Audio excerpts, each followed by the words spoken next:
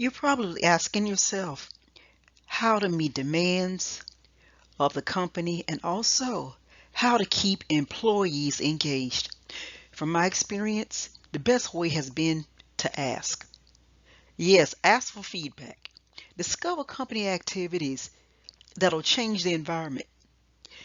Take a look at the strategies today that I'll be presenting from two businesses that'll show how they engage employee loyalty.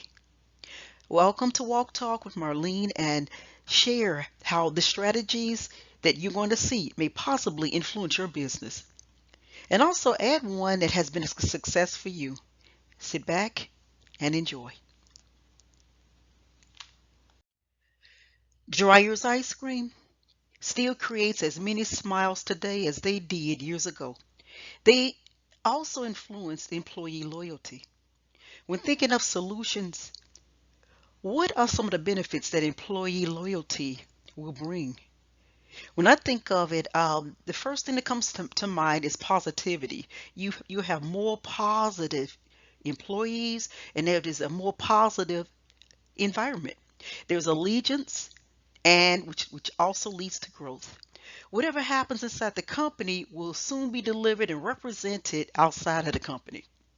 How do you implement employee loyalty?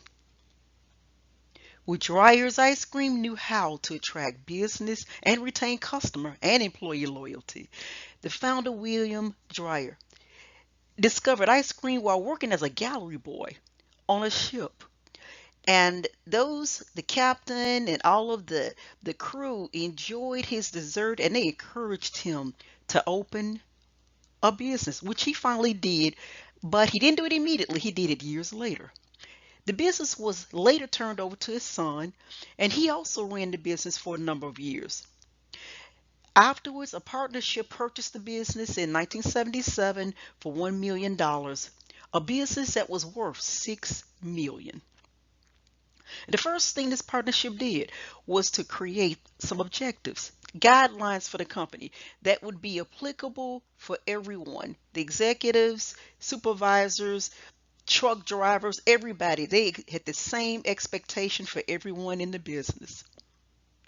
The owners believed in a mutual respect, and no matter whatever the job title was, they expected excellence from everyone. The company was highly successful from the start until they experienced unexpected challenges that came their way. Dryers created a healthier, softer serve, and which was not as profitable as the original ice cream. The agreement to transport ice cream also for Ben and Jerry's was terminated because Ben and Jerry's was a smaller company that didn't have the truck space that Dryers had, so they paid them to transport for them. But now that was being terminated. And lastly, an executive came down with a brain tumor. And so now they had to find someone to fill his position. And when they had this financial setback, the first thing they did, they stopped dead in their tracks and went straight back to the company, went back to the employees to see if they could come together as a team and see if they could then find a solution for this financial setback. How many employees would actually remain with the company after hearing about a financial setback? This reminds me of years ago when I worked in the hospitality industry, and at the end of the day, 75 employees were told to gather their things. They were given a letter and told that they were actually being laid off. They were told that this was unexpected, and they asked why did they wait until the end of the day to tell them. And later we discovered that they knew of this months ago, but they were deciding just about how many people they needed to let go, in what areas, who made the most money, so that they could lower the cost of paying us. And these people were laid off without any notice and told to leave. And they said that this occurred because they didn't want them to damage the equipment, because it was expensive equipment that we all worked on there. Now, the ones who were left behind, how do you think we felt about this? How many of us stayed after seeing what happened to our coworkers? Would you have stayed? Dreyer's ice cream, 5 strategies are keeping it in the groove, trust on many levels, face-to-face communication, professional independence, and celebrating wins. Dreyer's ice cream met a blazing recovery with collaboration, but most inspiringly was the company's guidelines entitled Keeping It in the Groove. Keeping it in the groove is what actually what helped Dreyer's to survive. The guidelines that were constructed years ago have been followed for close to 20 years. And so the execution must have helped employees to become team players. Team players who were willing and looking forward to creating a solution that could keep the company thriving. Directors traveled to each location and told employees that there could possibly be layoffs. Over the years, trust had begun to grow throughout the company. The employees connected with every level to discover a solution. They teamed and they worked tirelessly to save the company because the company guidelines had read to work with excellence because professionalism would bring success. Communication was a strong priority, and it was important that each director travel to the various companies and to meet face to face with groups of employees so that they can let them know what was happening. So they can let them know the possibility of layoffs. So they can let them know terms about this financial setback.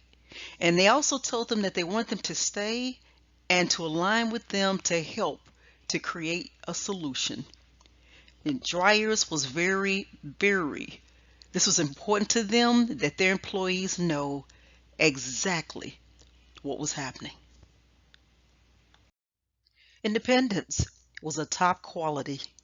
The company believed in the professionalism of the employees who were on board and did not look forward to hiring individuals who would come in and cause a setback for those who were already there and were already delivering and meeting challenges that the company was facing. So independence, strong quality in the Dreyer's ice cream company. Small wins were celebrated. And that's a great feature for every company. That even if it's a personal type of celebration that you're having, someone just had a baby or maybe a birthday, doesn't have to take all day long to do this, but that really does create a positive momentum in the company when you can stop and acknowledge someone personally, and then as well as acknowledge their professional accomplishment, even if it's a small win. And that's what Dreyer's did. They believed in celebration. I'd like to introduce Peter Abrahamsen, a psychologist, a coach, counselor, and a #1 best-selling author of the book Transforming Your Life. This is a book that has a collection of stories where people discuss how they faced and overcame adversity. And Peter says that employees are the company's gold mine. I love that quote by him. To keep the company healthy, he says that we have to also focus on chief executives because he says, having been that role himself, he says awfully lonely at the top. He says it's extremely cold at the top. And Peter looks to transform chief executives who are exhausted. He wants to help them to become more excited, which can create a healthy pulse for the entire company. A healthy company brings less absenteeism, recruitment, and higher customer retention. He also says to create employee loyalty in small steps each day, to do it regularly. Do something small but noticeable, and employees will notice. And he says to then listen to feedback. Peter's interview is phenomenal, and I'd like for you to check it out on my platform. The link is attached below. Peter says that trust comes naturally when the company communicates and tells employees what's going on. In comparison, that's what Dreyer's ice cream did about 50 years ago. Even when the trials were being faced, the trust didn't seem to waver. Compassion, he says, shows that you care because we all have bad days, and there needs to be a system in place that gives employees a breather. Peter says that safety is having what's needed to do a good job, which includes training and open communication with management and throughout the company. And hope becomes stronger when the company has a purpose that includes everyone, that includes everyone's contribution and shows them the journey. Hello, and engage, engage, engage. I wanted to include this final uh, step here just to show you some of the types of ways that you can actually bring excitement into your business for your employees.